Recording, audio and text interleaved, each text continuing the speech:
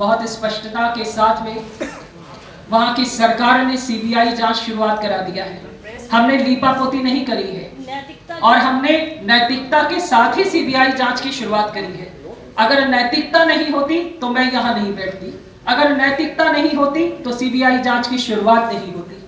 हमने ईमानदार कोशिश की है और देश के प्रधानमंत्री जी ने उस पर प्रदेश के मुखिया से विषय को संज्ञान में लिया और मेरा ख्याल ये मानवीय पक्ष है और उन्होंने संज्ञान में लेने के साथ साथ वहां के प्रदेश के मुख्यमंत्री जी ने सीबीआई जांच के आदेश दिए। नैना साहनी हत्याकांड हो या आपके बिहार में जिस प्रकार से एक नाबालिग बच्ची के साथ पॉक्सो एक्ट लगा है कांग्रेस के प्रत्याशी पर, ब्रिजेश पांडे जी को जिसको कांग्रेस पार्टी ने टिकट दिया है,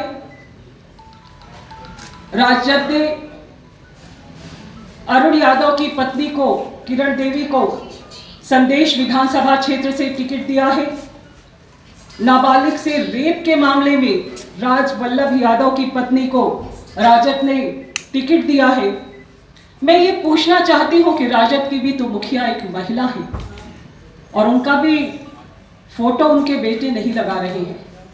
महिला की हालत क्या कर रहे हैं, इन विषयों पे आज मैं प्रश्न करने के लिए खड़ा हुई हूं कि आपके बीच में जिस प्रकार से, और मेरा ख्याल है वो घटना एनएसयूआई के जो सदस्य थे हैं भागलपुर के, लेकिन पटना साहिब से उनको टिकट दिया गया है।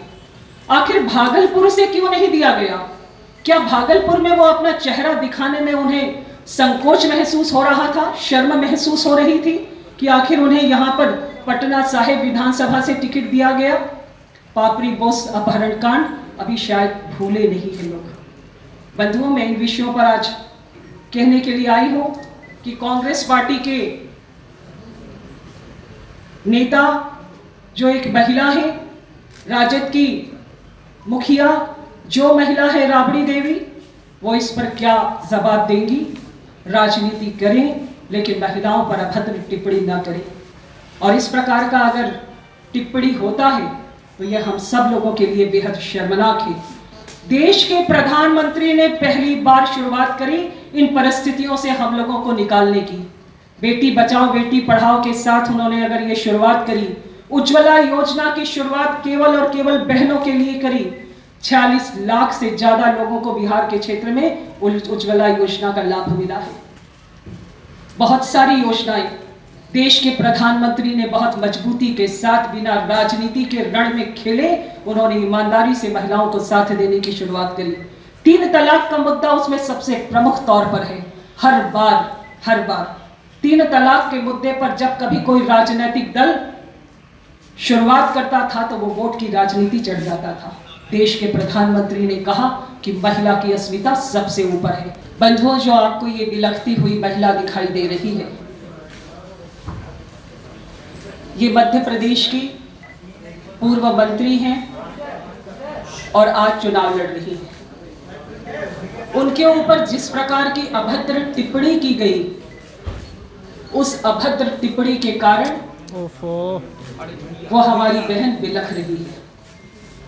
कांग्रेस की सरकार ने इसके पूर्व भी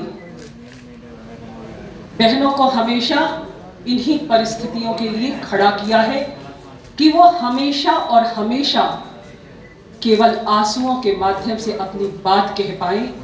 ये अभद्र टिप्पणी जिसे मैं आपके सामने कहते हुए संकोच कर रही हूं, वो टिप्पणी मैं आपके सामने नहीं कह पा रही हूं।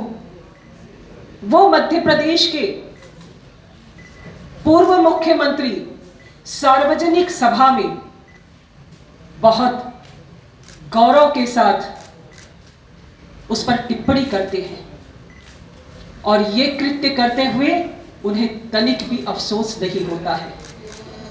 राजनीति अपनी जगह है, लेकिन राजनीति में महिलाओं पर टिप्पणी करते समय भद्रता होनी चाहिए, क्योंकि भारत में तो महिलाओं को पूजा जाता है। ये नवरात्रि का पर्व चल रहा है, शक्ति और भक्ति का पर्व है, और इस शक्ति और भक्ति के पर्व के अवसर पर मुझे ये बात कहना पड़ रहा है ये मुझे भी आज, इसलिए मैंने अपनी बात की शुरुआत में आपको कहा कि मैं बहुत पीड़ा के साथ अपनी बात रख रही हूँ।